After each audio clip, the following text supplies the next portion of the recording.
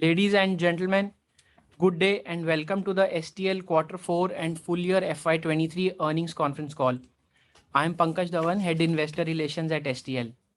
To take us through the Q4 and full year FY23 results and to answer your queries, we have Ankit Agarwal, Managing Director STL, Tushar Shroff, Group CFO STL, and Raman Venkatraman, CEO STL Digital. Please note that all participant lines are in the listen-only mode as of now. There will be an opportunity for you to ask questions after the presentation concludes. Please note that this call is being recorded. You can also download a copy of the presentation from our website at www.stl.tech. Before we proceed with the call, I would like to add that some elements of today's presentation may be forward-looking in nature and must be viewed in relation to the risks pertaining to the business. The safe harbor clause indicated in the presentation also applies to this conference call. For opening remarks, I now hand over the call to Ankit Agarwal. Over to you, Ankit. Thank you, Pankaj. Good day, everyone. Hope you and your family are safe. Thank you for joining us for our Q4 and full year FY23 earnings conference call. So if you look at the year gone by, we've made significant progress on all of our outlined strategic priorities. Starting from the optical business, the revenue grew by 46% on year-on-year basis to 5,439 crores in FY23. In terms of EBITDA margin, we delivered 20% plus margins from Q2 onwards, which is what we had shared and committed to the market. We have reached 12% market share in global ex-China market, creating almost 3% market share in 1 year. This is something we're all very proud of as an Indian company to get this kind of market share in a global technology product. These gains have come particularly on the back of winning multiple long-term contracts from tier 1 customers in North America. We've become much more entrenched in the US market and have commissioned a greenfield manufacturing facility for our optical fiber cable, which will start commercial production in Q1. We have launched new products such as the Multiverse as well as the 180 micron fiber cable.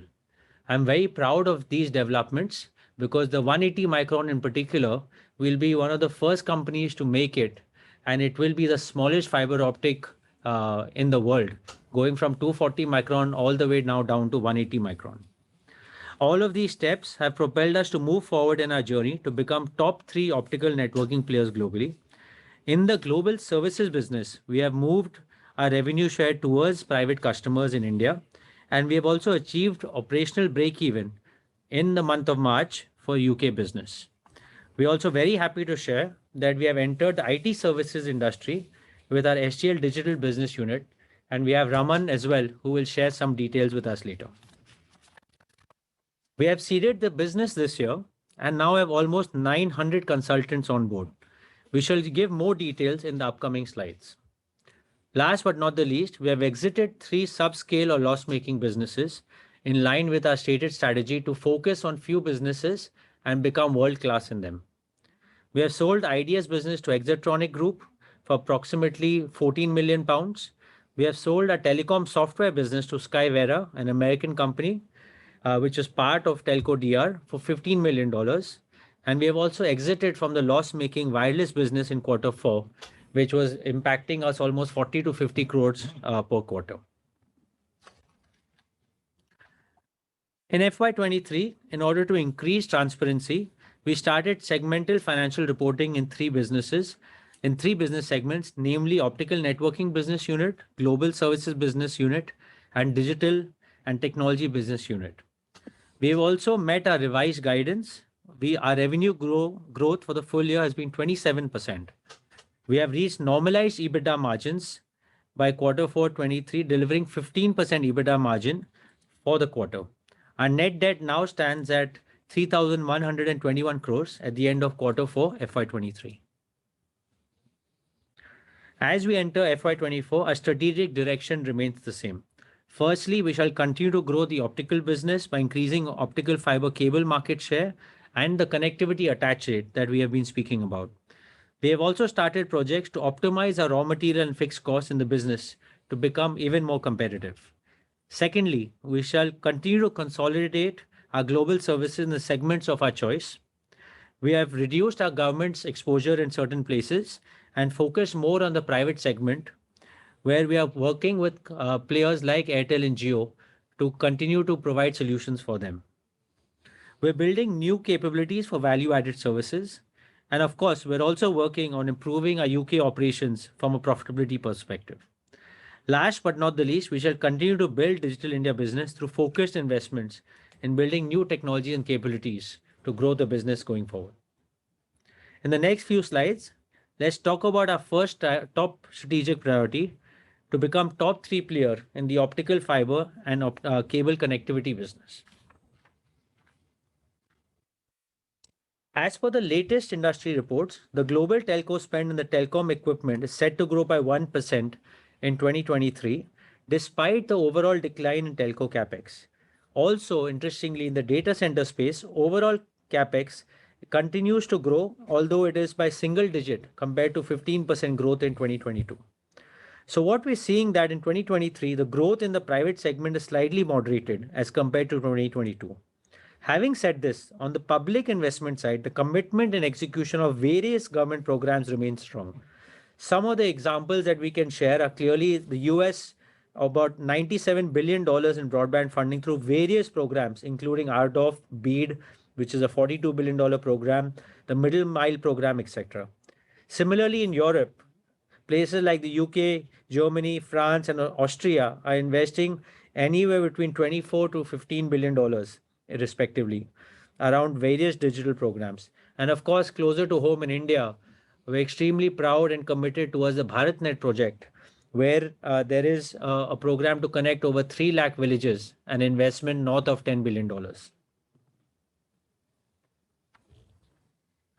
The 5G deployments also continue to remain strong globally. As you see from the chart on the left, by end of 2022, there are already 1 billion 5G subscribers globally, which is expected to triple by the end of FY25. As per Ericsson, there are now 235 service providers that have launched commercial 5G services globally, with almost 35 standalone 5G networks. Leading the 5G deployments is China, which plans to increase its 5G base stations from 2.3 million to almost 2.9 or 3 million by the end of this year. As 5G continues to proliferate, we also see that various countries and bodies are already starting to look at 6G, next generation of technology, and what that will mean for the networks. Fiber to the home deployments also remain strong, as you can see on the chart on the right. In the US alone, roughly 8.2 million homes were passed in 2022, which is expected to go up to 12.2 million homes in 2025. This is a very positive development in the market. In Europe, and particularly in the UK and Germany, home pass in 2023 is expected to go up compared to 2022. In China, very interestingly, as a next frontier from fiber to the home, telecom operators are now talking about FTTR, which means fiber to the room. That's really, really interesting when you look at next generation of capability, low latency, high capacity that is actually being used and asked for by users. This will also mean that the speeds that will ultimately go to the homes will actually move from about 1 gigabit to almost 10 gigabit. And you're seeing this not only in China, but parts of Europe, parts of Japan, and also in the US, where people are starting to offer 10 gigabit services for fiber to the home.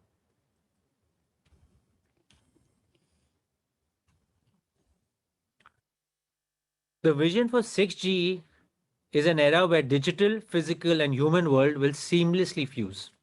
Intelligent knowledge systems will be combined with robust computation capabilities to make humans endlessly more efficient and redefine how we live, work, and take care of the planet. 6G technology will increase data transmission rates to more than 100 Gbps and reduce latency to sub-millisecond levels. Its use cases will be in the areas of precision healthcare, smart agriculture, digital twins, and robot navigation. For 6G, mobile operators will need to use higher frequencies and deploy more wireless nodes. All of these nodes will be connected on fiber. In terms of timelines, 6G is planning to introduce 6G applications as early as 2025, but first commercial 6G networks would be available globally in our view by 2030. So that's something important for everyone to understand, that currently we believe that we have 5 to 6 years of network deployment linked to both 5G, fiber to the home, fiber to enterprise. And then within 2028, 2029, we should start seeing network investments continue to accelerate for 6G and other technologies linked to it. Now coming to the demand outlook, as per CRU, the medium-term demand in the optical fiber cable volumes is expected to go up to 607 million fiber kilometers by 2025, up from 534 million in 2022. In short term, however, demand situation shall be crystallized in the next 1 to 2 quarters. What we are seeing, particularly in North America, is that the lead times have come down significantly, and therefore there is a correction in inventory that is also taking place, and carriers are drawing down from the inventory first before they start placing significant orders again. Of course, the labor constraint is also not helping the situation, as there is, and hence the need for some of the connectorized solutions have become more pronounced. Europe and Indian markets remain robust. And coming to China, there has been a delay in the China mobile tender. We expect some temporary softness in demand, but we do expect the growth to come back strongly as the inventory corrects and the new tender comes out probably in the next few months. Structurally, however, we would like to reiterate that the actual field deployments seem strong, and certainly within a quarter or two, we do expect the demand to start picking up again. As you can see from the chart here, that we are consistently gaining market share in the optical fiber cable business. I'm proud to share that in FY23 we reached an estimated 12% market share globally, excluding China, up from 9% in FY22. Our connectivity business has also grown in line with the cable business. We are following a framework for growth in optical business. In short term, we would continue to sweat our capacities, particularly across the markets, but also in the US. In medium term, we would like to grow our connectivity business and enhance our business in data center segments. Over the long term, we would build new capacities backed by specific customer commitments. I'm very happy to share that, as you can see on the left side, celebrations of our China factory. Very happy to share that almost 80% of the team rejoined us when we restarted the factory. That speaks a lot about our culture and our management. This is a factory that continues to operate really well, and we continue to support from this facility our global cable requirements. Also in the US, this is the photo of our first cable that was manufactured. We have a strong team that has been built there. We have our equipment now in the facility, and the first commercial production and supply will start from this quarter, Q1 onwards.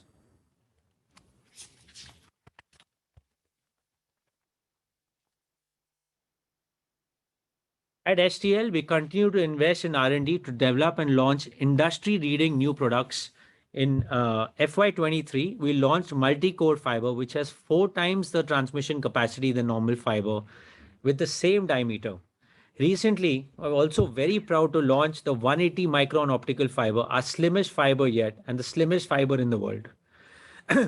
This fiber enables the smallest diameter in cables with the highest fiber densities.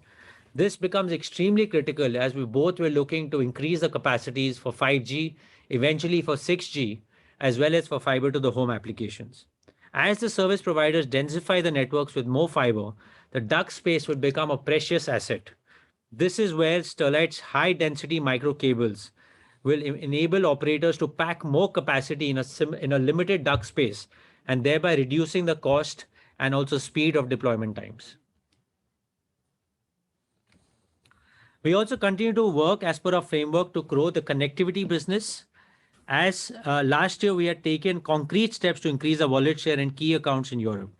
As a next step, we plan to enter multiple new markets on the back of this year, our strong product pipeline. As we speak, we're going through product approval cycle for multiple products across geography. We are very mindful that typically these approval cycles can take anywhere between 9 months to 12 months. So we're working very closely with our customers and the installers, both from product development stage all the way into testing and approval process. As these products commercialize, we expect our attach rate to witness an improvement and a jump. Now let's discuss the progress in Indian market and how we're pivoting in the global services business. The 5G deployments have clearly picked up pace in India, and the 5G subscribers have reached an excess of 50 million. Bharti Airtel has offered 5G services in more than 3,000 cities, while Jio has also launched 5G services in more than 2,300 cities. Both the operators are aggressively driving the deployment and plan to cover the whole of India by 2024. As these deployments take place, we expect operators to dole out between $1.5 billion to $2.5 billion for fiber rollout in the next 2 to 3 years. And in cable kilometers, we expect the Indian telecom operators to deploy more than 2,000 cable kilometers in next 2 years. One thing we clearly see is that the operators need to get to the 70 to 80% of their towers to be backhauled by fiber. So there's a very strong push for tower fiberization. We see a clear focus from the operators to increase fiber to the home penetration. And when you look at the enterprises business, that's certainly an area where they're seeing growth. And again, that will come on the back of very, very strong fiber connectivity. In this 5G deployment, we're partnering with both the leading telecom operators, Airtel and Jio. We're very proud to share that we're one of the preferred partners for Airtel in India in particular. This position has helped us to improve our revenue share from India private customers from 31% in FY22 to 43% in FY23. We continue to build our capability towards value-added services to improve our margin profile and also reduce our fund involvement. We're very happy to share that we're one of few companies in India and in the world to have received the CMMI Level 5 certification. This is a very, very important certification and is a testimony to our quality and our processes. That is testament of the high quality team that we have in our services business. Coming to UK services business, in line with our expectations, I'm very happy to share that our STL UK has achieved operational break-even in the month of March 23.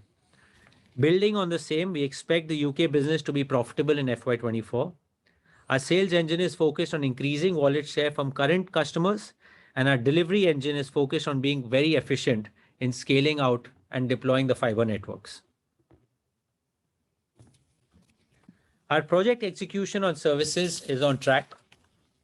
Among the India public projects, our BharatNet projects in the state of Telangana is about 63% complete, including all packages.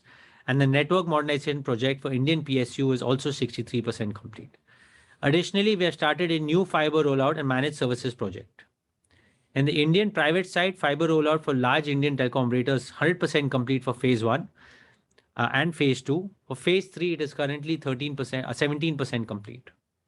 Fiber rollout for another large telecom operator is in the phase 2 is about 10% complete. Fiber rollout for a large modern optical network for another private customer is 42% complete. And coming to the UK, fiber to the home rollout for all projects combined is currently about 23% complete. Now we shall talk about STL Digital, which is our entry into the exciting IT services industry. At this juncture, I'm delighted to introduce Raman, who is a leading STL Digital.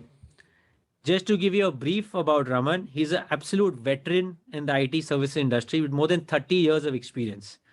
Prior to STL, he was associated with TCS, a senior VP and global head of high-tech and professional services vertical, and global head of alliances and partnerships. As a leader, Raman focused on cultivating trust and empowerment in teams.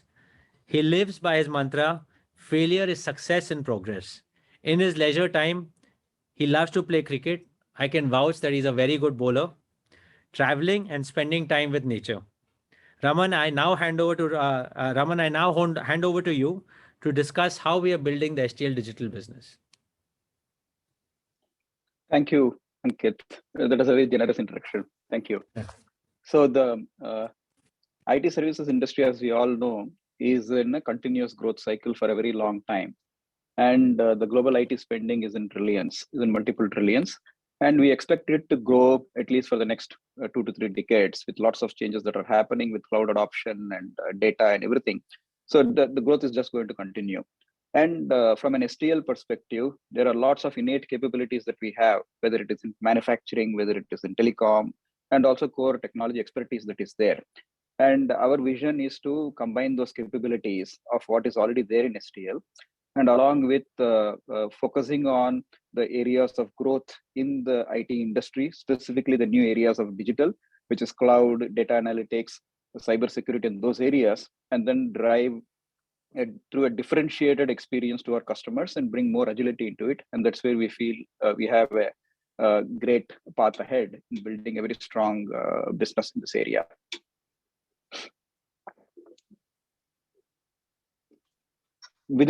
See, what we have done is I joined towards end of 2021, and it took about 6 months or so to build a very strong leadership team, a team of strong domain consultants, delivery leads, and your industry vertical leads. And as we build this team together, and then we started executing, and the response has been tremendous from the market. We reached out to our relationships, we spoke to various customers across markets, and in a very short period of time, we built a very strong team of 900 consultants, delivery consultants, and a very strong leadership team of more than 50 people. And happy to say that a significant part of that team is have been women as well. And we said, rather than focusing on the entire IT area, we'll just focus on a few areas, as I said, with respect to digital, which is focusing on cloud, data analytics, cybersecurity, enterprise SaaS, and core product engineering. And we created delivery centers in India and also sales offices in US and in UK, and started discussing various customers. I'm very happy to say that in a very short time frame of about 8 to 9 months, we have been able to acquire 18 global customers, and these are customers in the Fortune 1000, Fortune 2000 kind of areas. They're absolute leaders in each of those different spaces in different industries like technology, life sciences, comms, media, energy resources, and all of those, and with whom we are engaged as a strategic partner, and we're executing long-term engagements. And that is reflected in a very healthy order book that we have built of more than 650 crores. The order book continues to grow in this quarter, and revenues have been accelerating, and the revenues for last year has been about 70 crores of revenue, which is pretty much in the last 6 to 7 months, and we expect that will continue to accelerate in this year. So overall, it has been a pretty strong journey so far in terms of what we have created as a very strong team, and the future looks extremely promising for us as we continue to march forward. From a differentiation perspective, as I mentioned, there are lots of innate capabilities as in STL from a technology perspective. We have been able to see a very strong domain capability and industry capability as well that we have been able to bring together. These are people with again, just similar to me, who have spent lots of years in the industry, who have built multi-$100 million businesses earlier in their various roles in other companies. And what we want to focus is just build a company which is going to focus on specifically on Agile. Agile is our mantra, and differentiated customer experience is a key thing that we are going to focus on. And as we build capabilities in cloud, data, cybersecurity, enterprise SaaS, and as we bring them together and specifically focusing on customer needs for the specific domain, we do see a significant part in terms of how we can deliver a differentiated experience to our customers.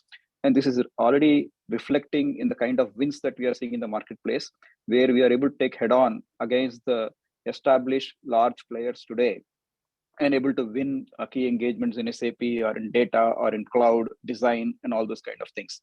And there is a very strong focus in terms of how we are going to build our partnerships, because to be able to lead in this world, we need to build a very strong ecosystem of partners, predominantly on the technology side.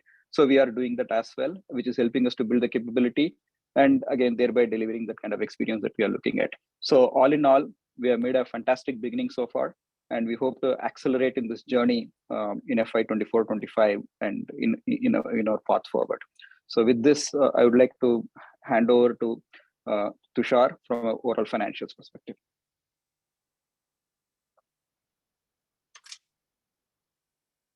Thanks, Raman. Good day, ladies and gentlemen.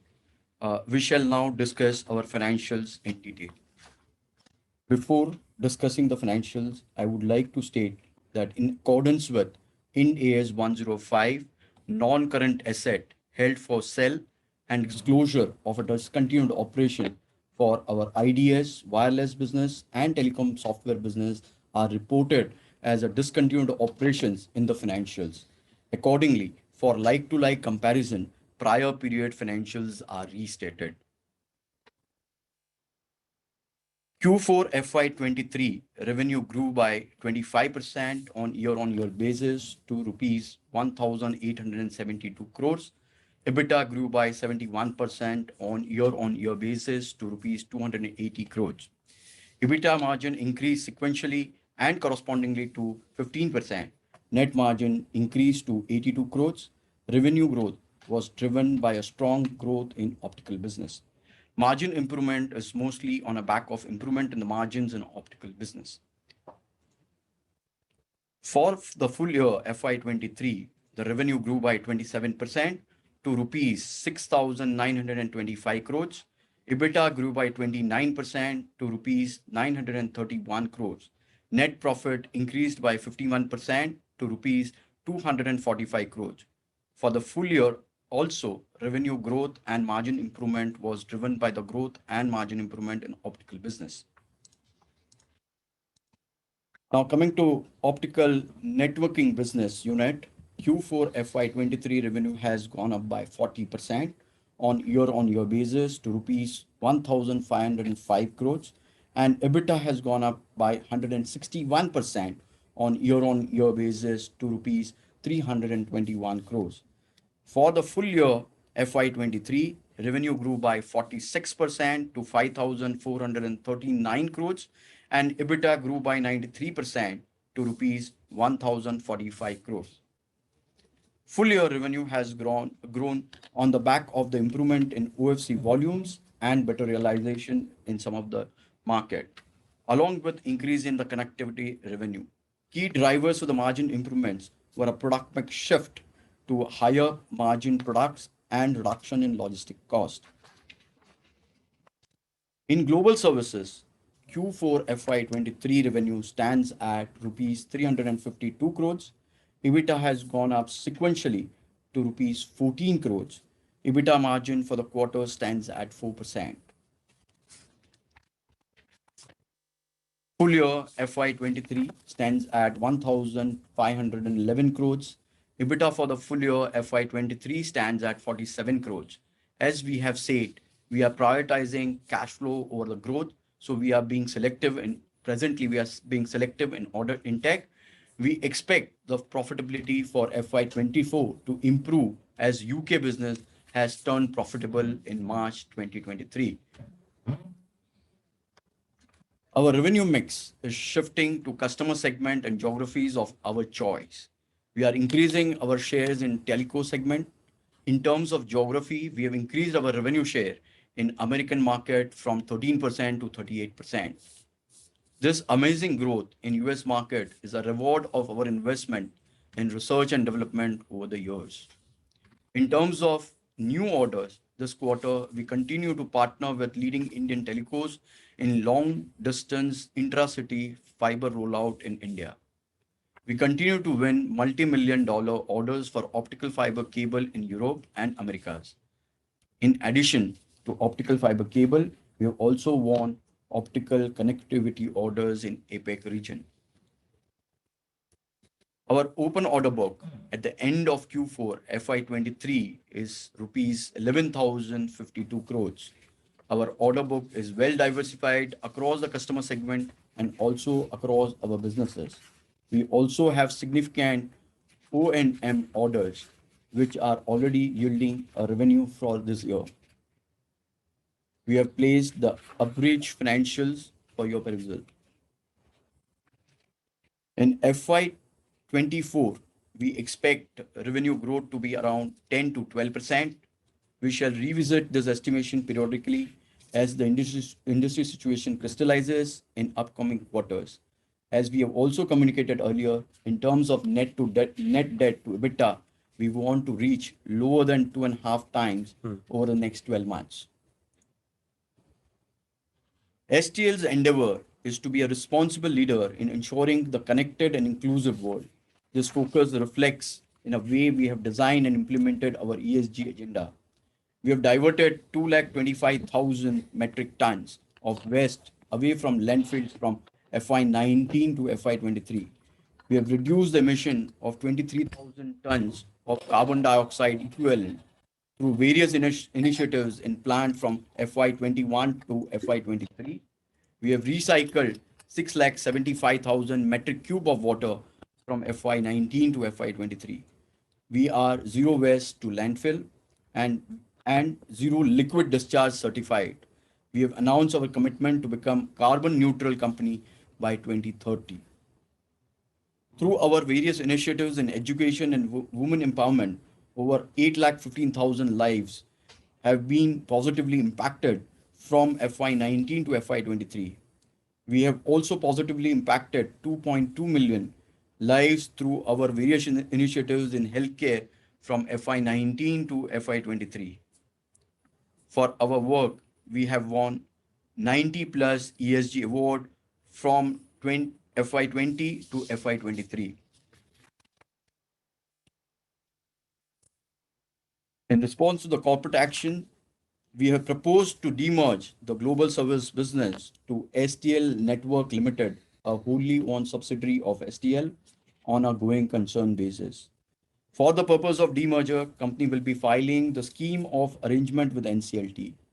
Pursuant to the demerger, STL Network Limited will be a separately listed entity with a mirror shareholding of STL. The demerger is intended to meet the requisite conditions under the Income Tax Act to be a tax neutral. This demerger will be very positive for both the optical and the service business. Both the business can now pursue the growth opportunities independently without any capital constraints. This move shall also help both the businesses to further entrench with clear value proposition to the customers and other stakeholders. It shall also provide the new opportunities of growth for our employees. Last but not the least, the demerger shall help us to widen our investor base, both the entities, thereby unlocking the shareholders' value. In summary, I would like to say that our profitable growth journey in optical business continues. We continue to gain the market share across the focus markets, increase the optical connectivity attach rate, and simultaneously work to optimize the cost base. In the global services, we continue to focus on India private and move towards the value-added services with improved margin profile and better fund involvement. In digital business, we shall consciously invest to grow on a quarter-on-quarter basis. We are also working to improve the utilization to move towards the profitability. Last but not least, we have targeted to generate free cash and reduce net debt to EBITDA to less than 2.5 times by the end of the financial year. With this, we come to the end of our opening commentary and we shall now move to Q&A. Yeah, ladies and gentlemen, please note, if you want to ask a question, you can click on the raise hand and you can send us over chat and we shall take your question one by one. So we'll take the first question from the line of Mr. Pritesh Chadda. Pritesh, you can ask your question now. Yeah, am I audible? Yes. Yes. Yeah.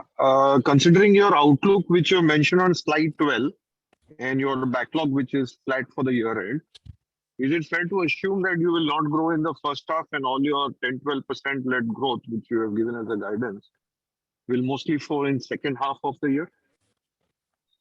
So what we've tried to share is what is our current visibility. Of course, it's a dynamic situation on two parts. There has been inventory build-up that we have seen from our customers, but also our peers and our competitors in the US have also witnessed. How quickly that inventory gets drawn down, how fast can the operators execute on their fiber deployment? That's something that we continue to watch, on a monthly basis. So I think our current visibility certainly is that by H2 of our financial year, there should be an improvement in pickup. And we are watching very closely on our current customers, but we're also seeing how we can increase our customer base across Europe, US, as well as India and Australia to further improve our sales of the cables and the connectivity. So I would say definitely better visibility of H2 compared to H1. But even in H1, certainly continuing to look what more we can do, given some short-term weakness in the North America market. Okay. Any reason why our optical connect rate has not improved this year? Yeah, so I think as we had shared in the past that there are 2, 3 specific areas that we are focused. One is the product development itself. On the back of our acquisition of Optotech, we have invested and looked to scale up our product portfolio itself. As I shared earlier, also the portfolio requirements are very different even within Europe. Again, quite different for US and the rest of the world. So there's a lot of work going in on building the product portfolio, creating our own IP to make sure that we can sell them successfully. At the same time, one thing that we have seen has taken longer than expected is the customer approval cycle, both at the supply chain level as well as at the installer level. So these are areas that we have built based on our learning. I'm confident over the next 6 to 9 months, as some of these both products get developed as well as customer approvals come, that certainly going into H2, there should be an improvement in the sales of our optical interconnect solutions. Okay. On the fundraise, I think you guys have taken a resolution of 1,000 crore instead of 500 crores earlier. And what would be your bend of mind if you have to raise? Will it be a rights issue, or you will go and seek funds from investors? So at this point in time, the current proposal is the enabling resolutions that we are taking it. It is it is a part of renewing the existing resolution that we have. So this is basically a enabling resolution that we have. When we come to the very specific that point in time, we will again inform everyone with respect to our plan in terms of raising of the funds. However, we already have, we are in the process in terms of looking for a right opportunity, right window to raise the funds by way of the right issue, which is already there on the card. Okay, and that's my last question, sir. We had a 1,100 crore kind of an EBITDA, 1,000 crore kind of an EBITDA, and we also had some asset sale, totaling about, let's say, $50-60 million. We had 3 assets. But when I look at the debt, it's not come off a lot. So if you could give the cash flow bridge, where did we deploy our annual cash flows which came in? So I would say that 400 crores have been deployed in terms of a capex, and the working capital have been involved. Working capital blockage is about, I would say, including the operating margin, is more or less flat. So I would say that major part has gone for a capex, which is almost like 400 crores. Capex, interest, and tax. Okay. Yeah. So we'll see a material reduction next year, or we won't? So yes, with improvement in the EBITDA, the kind of we have, if you look at our guidance and the profitability in terms of the numbers, definitely we'll see that kind of a cash generation that we've been targeting. We'll see the definite reduction in terms of a debt. And that's where we talked about net debt EBITDA to 2.5 times. But that number, when you are saying 2.6 into the EBITDA, doesn't show any debt reduction. So that's why I was confused. Because that statement is a big, is a open-ended statement, lower than 2.6. If I just assign 2.6, then there is no major reduction. So that's why I was confused. Yeah, so it will be a reduction of about 200 crores or 200 to 300 crores kind of a thing that we've been looking at over a next year. 1 year period. 1 year, yeah. Which means your capex will be higher than your depreciation number.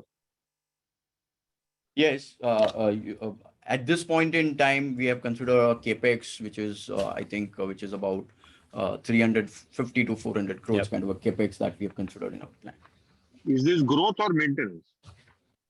It has some part in terms of a growth, in terms of investment that we have in connectivity business, that is Y business, as well as some part in terms of maintenance capex. But it's largely in line with what we had already shared. So we talked about getting the US facility up to speed. So some link to that, the optical connectivity, scaling that up, and then some maintenance capex. And I think fair to say, at least with current visibility, we had talked about overall cable capacity going from 33 million to 42 million. So that all will come in full stream by H1 of current year. Okay. Thank you very much and all the best to you, gentlemen. Thank you. Thank you for your time. Thanks, Pritesh. We'll take the next question from the line of Mr. Bala Subramanian. You can ask your question now. Good evening, sir. Thank you so much for taking my question. My first question, what is the current scenario for OF and OFC realization side? TGTR recommends anti-dumping duty on optical fiber for imported from China, Korea, and Indonesia and other countries. And what would be the impact after this on the realization side? This is my first question. Yeah, I'll take the second one first. So far, just to be clear, there is a recommendation by DGTR, DGFT to for the anti-dumping versus some countries like China, Indonesia, etc. This is still to go to Ministry of Finance for their approval. So it is not. This is something that is still work in progress. Of course, we are very confident of the merits. And we do believe that there is a clear case of dumping. We also believe that Indian capacity is far more than sufficient to meet the country's requirements amongst all of us in terms of the leading players. So I think it's still in the next, say, few months, we will see the results of Ministry of Finance. And I think the amount of percentage that could be charged in terms of duty will also vary. I think anywhere in the range of 5, 10, 15%, depending on the country and within that, the respective player. So I think let's wait and watch in terms of how the actions progress. But we are hopeful that this will be positive outcome for the Indian industry. Both, I think, from supporting the Indian industry, but also I think from a quality perspective, ensuring right kind of fiber and quality of fiber is coming into the country. I think in terms of the overall market, as we said, that there has been some delay in the China mobile tender. And so to that extent, we've seen some softness in the fiber pricing in China. I think as we shared that we don't really see that immediately impacting the cable prices, at least in our focus markets of Europe and US, because a lot of these markets are quite protected against, say, Chinese cable in particular. But yes, we do see some softness in fiber prices locally. The current imports of fiber into India or into markets like Indonesia and other places, we do see some reduction in prices. We are positive that China Mobile, given its focus on 5G and fiber to the home, we are hopeful that in the next few months there should be a good volume tender and pricing tender for the China market, and prices should also normalize after that.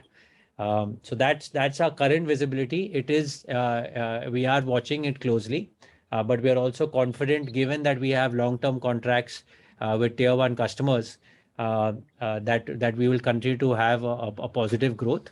As we have shared, there is also inventory in the US that we see and also our peers see. So as the operators continue their deployment and scale up their deployment, as the inventory gets reduced, then we shall continue to see fresh demand growth from North America in particular. Okay, got it, sir.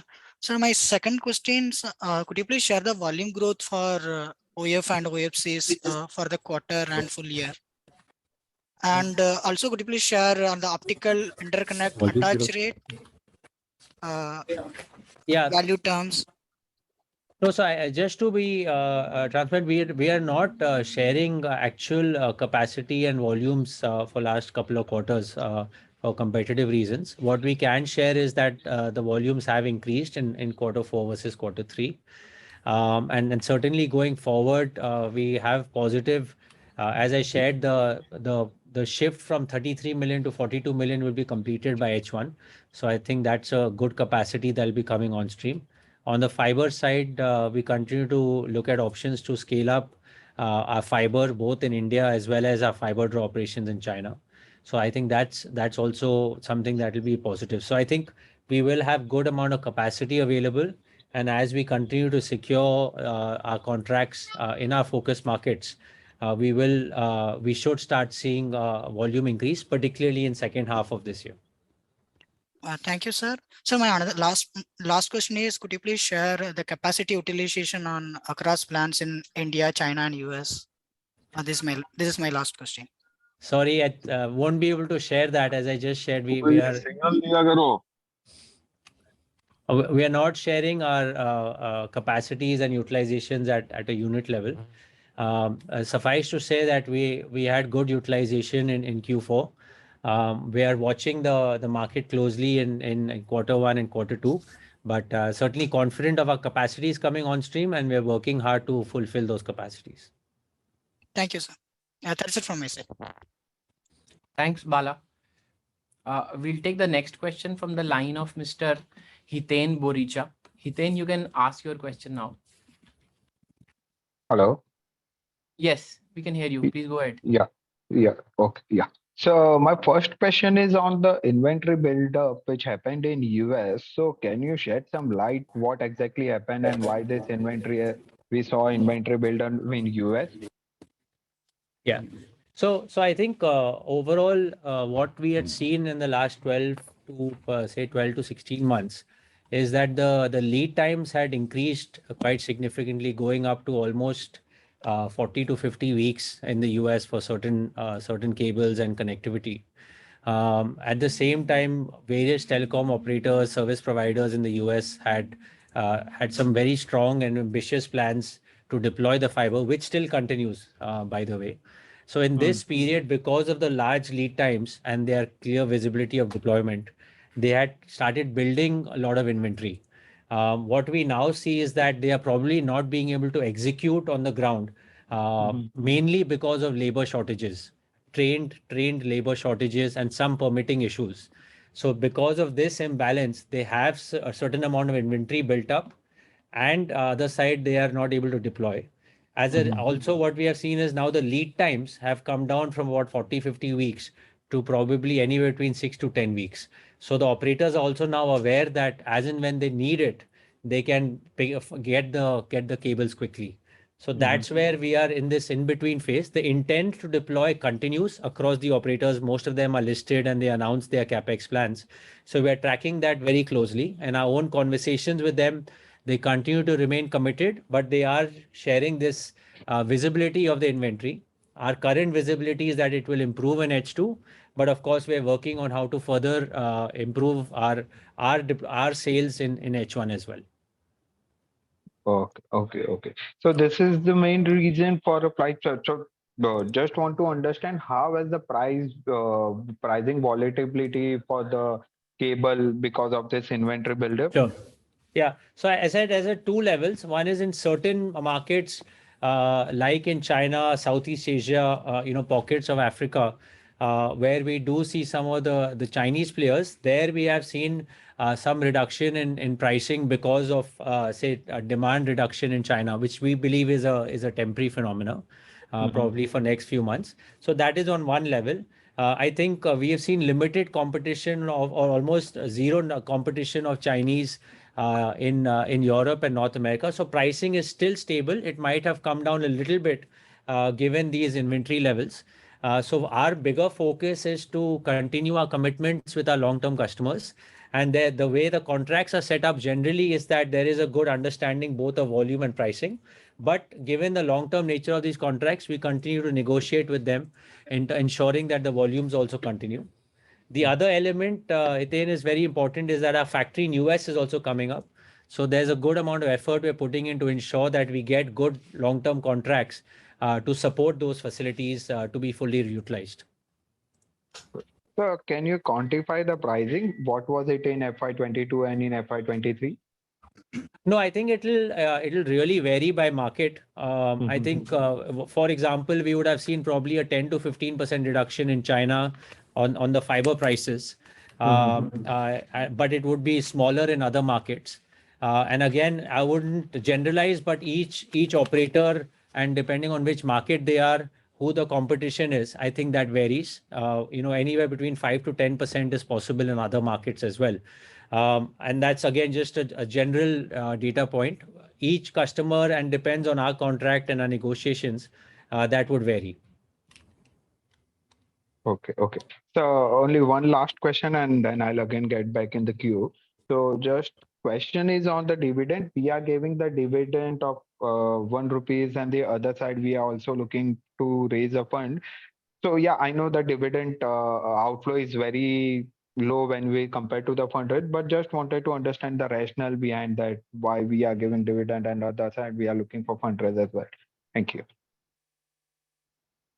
Yeah, so Hiten, as I said, that dividend is important because it's a source of earning for a lot of investors for us.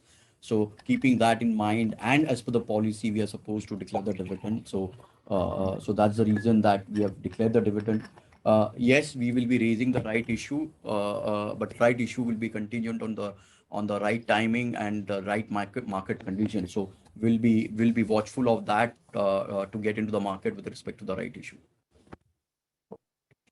Okay, okay. I'll get back in the queue, sir. Thank you. Thank you. Thank you, then. Thanks, Hiten. We'll take the next question from the line of Mr. Prateek Singhania. Prateek, you can ask your question now. Yeah, hi Ankit. Hi Tushar. Hi. Ankit, in terms of the deployment rate, how do you track it? Like, what metrics do you observe, whether it is monthly, quarterly, fortnightly, to determine whether the ground level demand of fiber optics in US is not slowing down? Sure. Yeah, good question, Prateek. It's also my brother's name, so I'll give you a good answer. So I think 3-4 metrics. As I said, a lot of these customers of ours are public, both in Europe, US, Australia. So they regularly publish both their capex spend, their forecast for capex at least for next 12 months. And then on a quarterly basis, they share both in terms of subscribers as well as homes passed. So there's clear, and they give a target of home pass generally, at least for 1 year forward. And some of them even have 3 to 5 year targets. So that's something that is from their own data that gets published. On top of that, we see very interesting data points from deployment companies. So you can give you some examples. There are companies in US called Dicom and Mastec, which are listed. And then they share their data points of how they are deploying the fiber on behalf of these customers. And again, you can see the latest Dicom results. They've just signed multi-year contracts with many of our customers on where we supply cable and they would do the deployment. So these are kind of 2 or 3 data points. Of course, then we have CRU data, which we also share with you from time to time, which is probably a third data point. Of course, the most important being our own conversations with the customers, how they are seeing the visibility. And of course, on very regular basis, that conversation happens at senior levels. So I think multiple data points, and hence the outlook we are giving you is a summation of these data points. So for the calendar year 2023 H1, we are witnessing slowdown in deployment rate as well as the inventory level coming down at the customer level, or how it is? Like, do you have any growth rate in terms of deployment, whether it is down sequentially or up in terms of percentage? So happy to share probably some data points with you offline, purely based on what some of our customers have shared. But I think what definitely we can tell you is that there is the biggest constraint in North America, in Europe, various parts of the world, is even if operators want to scale up, say 10-20% year on year, they are getting constrained by availability of manpower. This is a global concern where operators are now investing directly in building in the training capability of people. And so this is something that is now becoming the major constraint to rapidly scale up the deployment. So we don't see a constraint in capital. We don't see a constraint in intent. In fact, most of them have talked about how they want to grow their deployment. but they're clearly seeing a challenge in execution on the ground. And then in some pockets of US, some pockets of Europe, there's also constraints in terms of permission and permitting, which also again is an ongoing effort to ease those out, like we see in India as well. Okay, got it. And in the digital business, you talked about having an order book of almost 650 crores. So this amount would be executable over how many years? And in next, say, 2 to 3 years time, how scale this business can reach? Yeah, Raman, over to you. Yeah, the orders are both near term and long term. So we have some orders that stretch to 3 to 4 years duration, and then there are many orders that has to be executed over the next 18 to 24 months. So from that perspective, and most of the orders that we have got is in the third and the fourth quarter. So we see the future pretty good in terms of how we are going to execute those orders, and we continue to gain new orders in this quarter as well. So it's pretty good the way we see it.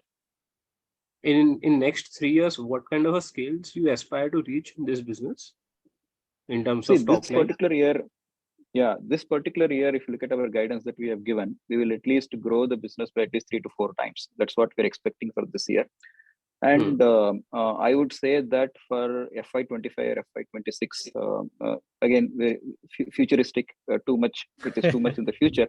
But still, looking at the way that we are scaling from a quarter to quarter perspective, it looks pretty good. It will have decent growth in FY25 or FY24. So I already mentioned, Sorry, Pratik, I think Sorry. bit early to give a longer term forecast.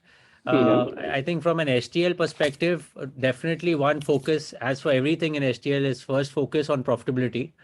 So we have put in about 120 crores last year into this business as an investment. Also, probably similar level will go into this year. And the real priority now for Raman, while tremendous work on the order booking and right team, now to break even and start becoming profitable, towards the end of this year is what he has committed. So I think that is more where we are really focused. I think clearly a lot of success with very high quality clients. So we're watching this on say quarterly basis, and certainly there's good potential to grow it. Okay. And in terms of the demerger, the right issue or the fundraise that you plan to do, would it be like any segregation is there wherein how much you will put in the services plus digital business versus how much you'll be using for the product business? No, at this point in time, this entire demerger is going to take anything between, I would say, 9 to 12 months, depending on the NCLT approval process. So whatever the proceeds that we may get will be used for both the business in order to bring down the overall debt. So whatever we discussed in terms of debt to EBITDA 2.5 times is not considering any kind of right issue proceeds that we may have. Got it. And in terms of optical interconnect, I assume that a lot of our products are under the trial phase, testing phase with the clients. Yes. So any visible breakthrough that you anticipate in FY24 for your optical interconnect business to grow maybe 2x or something like that, because it's a very good business per se. So anything with respect to Australia and US market where you anticipate a good growth in optical interconnect can come from this geography? Yeah, I mean, look, I think good question. As I said, it's a balance of all three. There's still work to be done to build product portfolio, both for telecom operators and I think also eventually for data centers. I think that those are areas we clearly need to build that out. We continue to build our internal teams also who have specialist knowledge technically and sales wise in this field. So that's another work in progress. The third part is on the IP part. As I said earlier, also this is a field with a lot of IP, and we want to make sure that we build the right product with the right IP as we're entering these global geographies. And then obviously the part that is probably taking longer than we expected is the customer approval cycle. And I think that's probably something where there's been learnings for us, and we'll really look to fast track that as much as possible going forward. And that's both at the customer level and at the installer level. So I think these are some of the, let's say, learnings, but I continue to be positive. There's no question. I think, as you said, it's a good business to be in. It's complementary to our cables. The customers are looking for solutions of cable and connectivity together. And really, even if you look at, for example, our latest product, the 180 micron, essentially with a thinner fiber, you can get a thinner cable. Those thinner cables can be more compact and lead to a more compact interconnect solution, right? So it's all interconnected for us. And the more of these solutions we can provide to our customers, there's greater value for them and for us. Right. So that leads to my other question, another question, that can we expect at least the fiber division of STL to be running at 90% capacity utilization for the current year? Because see, you have such a good product in terms of your capability, and everything is all top notch. So at least whatever we need internally, we can consume in the balance. Is it possible to increase that like external sales of fiber in this current year? Say Yeah, what so I think it's look, as I said, strategically we've always said we want to focus our fiber towards our cable, and cable and interconnect will be our go-to market. So that continues to be our strategic focus going forward. And there, as I said, we want to be tied up with tier one customers globally to make sure that they buy our cables and interconnect solutions. So that remains our priority. And I think then it really is a function of how quickly can we scale up as these capacities are coming on stream that I spoke of in the US and other places. How quickly can we utilize those capacities? And then obviously then pull in the fiber for making that happen. Very positive about our capacities coming on stream by end of H1. I think we have to watch the market very closely, particularly in US, to make sure that we can pull through those volumes, and then on the back of that, the fiber. Right, because at present we have 50 million FKM fiber capacity. Yes. And it will be a 42 million FKM cabling capacity. Yep. So the balance, at least the balance, whatever is 8 million, at least 90% of that can't we do like the external sales till the time we set up another cabling capacity, maybe in US or domestic? No, I think, see, that those options will continue to remain, and we will be doing some amount of fiber sales very strategically to some long-term customers, and also value-added fiber, so next generation fiber, etc. So those are things that will continue, but also to be mindful between a cable and fiber, there's typically a 5% scrap. So it won't be that the delta is exactly what we will sell externally. Some portion of that we would be utilized. We would use larger portion than 42 in our own internal captive requirement. Okay. And my last question would be respect to the services receivable. Can you update anything with respect to that? What's the current status? Sorry, The receivable for services. So I think receivable for the services, with respect to some of the projects, as we continue to execute some of the projects, it starts to liquidate the outstandings that we have on GSB business. Okay, so what kind of operating cash flow can we expect from the services business this year, given the release in working capital from there? So we are targeting something like 100 to 200 crores to be released from the service business this year. Okay, great. Thank you so much for answering my questions, and all the best. Thank you. Thanks, Pratik. We'll take the next question from the line of Mr. Sunny Gosar. Sunny, you can ask your question now. Yeah, thanks for taking my question, and congratulations on a improved set of numbers, and also some debt reduction after quite a few quarters. Thank you. My first question is, in terms of the growth rate that you have highlighted at 10 to 12%, can you basically help us understand what would be the growth in the service business in that, and what could be the mix of growth from the optical business?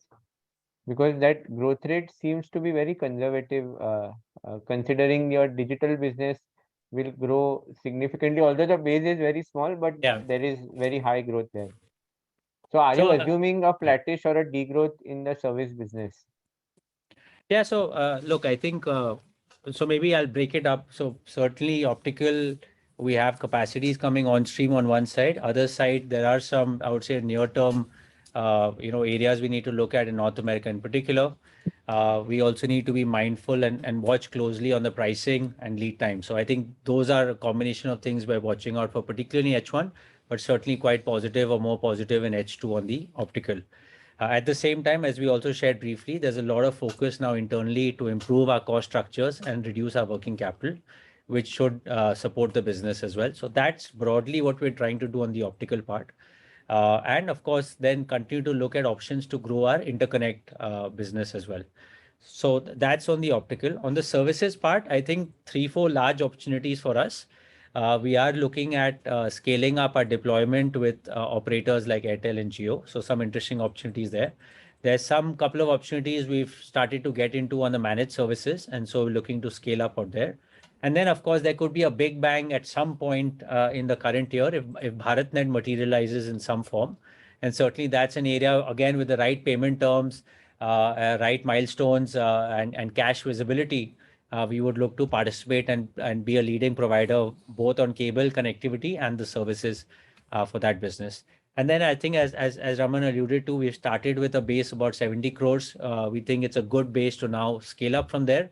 But again, it's a small number compared to the overall STL number for the current year. Current year, we're at about 6,800, 900 crores. And so even if you take 10% growth of that, that's another, say, 700, 800 crores growth on that.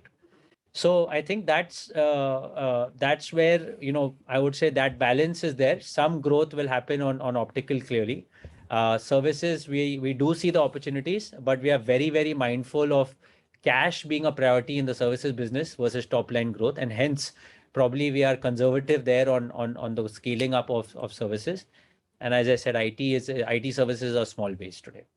Sure. But just to reconfirm on this, in your guidance of 10 to 12%, you are not assuming any big or basically largely flattish numbers in the service business, right?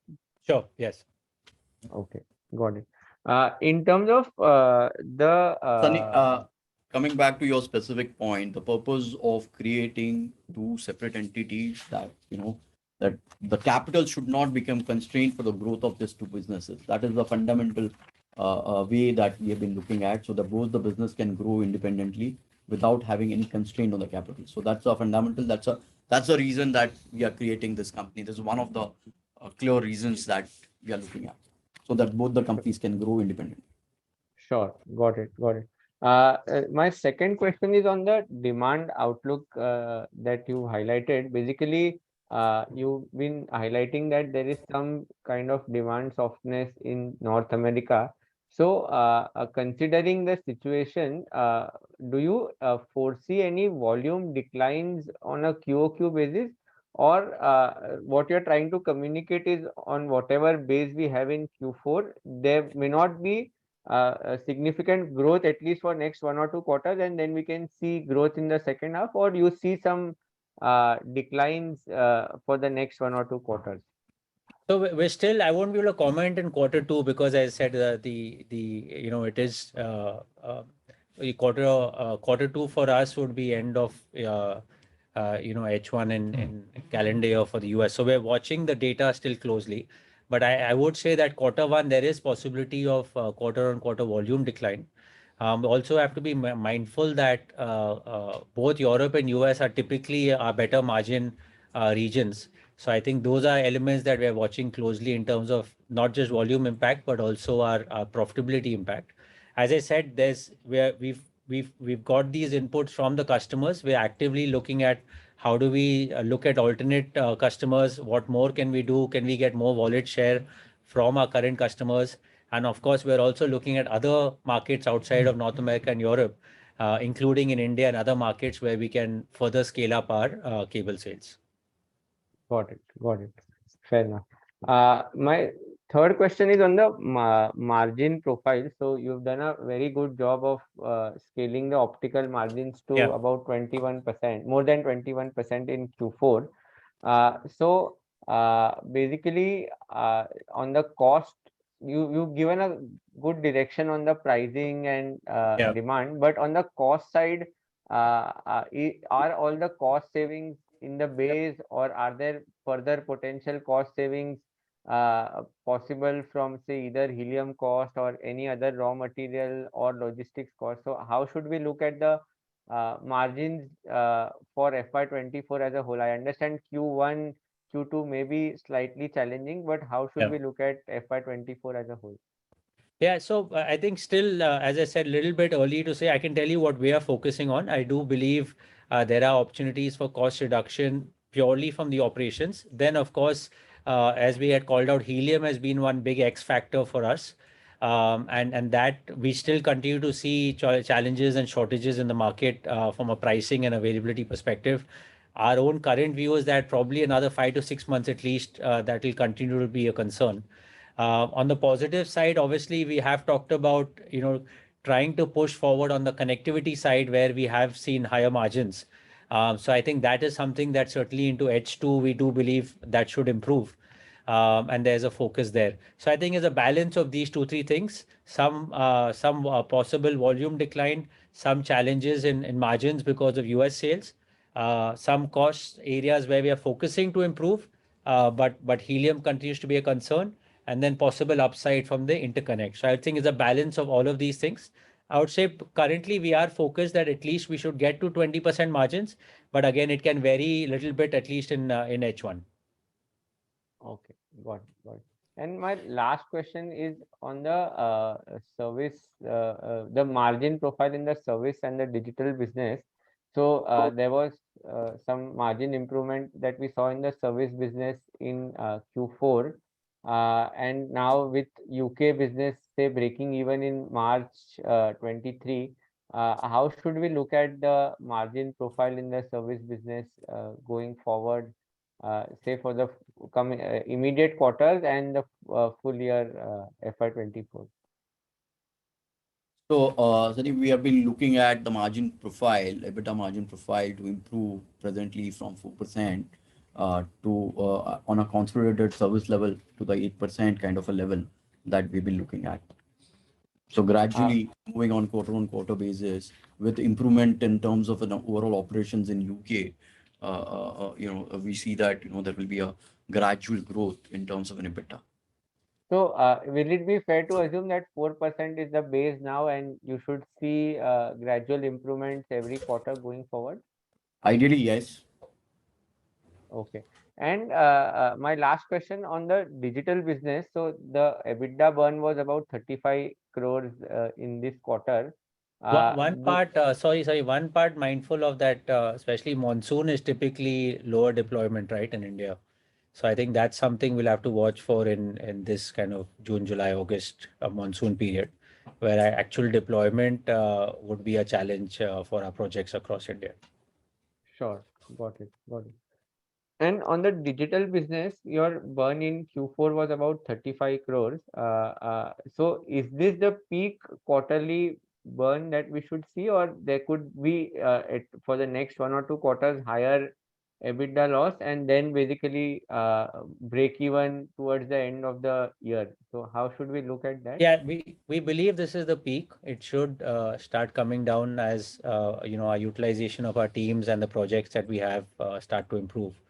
And then, as we said, get to break even by, say, between Q3, Q4 time period. Right. But that you in one of the statements you highlighted that your investment in this business for FY24 also could be 125 crores. Yeah. But then Yeah, fair that enough. won't add up, right? Correct. So between, I would say, currently visibility is around 120 crores. Obviously, say, for example, if entire Q4 breaks even, then to that extent, 20-30 crores could be lower. So, but we are in that range of, I would say safely take about 100 crores, for example. Got it. Thanks for the detailed answer. Yep. Thanks, Sunny. So, ladies and gentlemen, with this, we come to the end of Q&A session. And now I hand it over back to Ankit Agrawal for closing remarks. Before I do my closing remarks, I just wanted to highlight that I was recently in a forum in in Brussels with our ministers and representing a panel with Indian CEOs. And I must say there was a lot of excitement and positivity for increasing partnership between Europe and India. And really, I think that presents a lot of opportunities even for STL across our businesses on optical and services, and of course on IT services as well. So I think there's a very, very strong interest. I think it was a privilege and very grateful to be part of that forum with the ministers. And I'm very bullish that the business between India and Europe will grow significantly from here, given the kind of conversations happening. So overall, again, thank you everyone for attending this call, showing interest in our company, for all your inputs over the several quarters. We hope we are able to address and clarify all your queries. We hope we've given you good visibility of how we see the market in the coming quarters.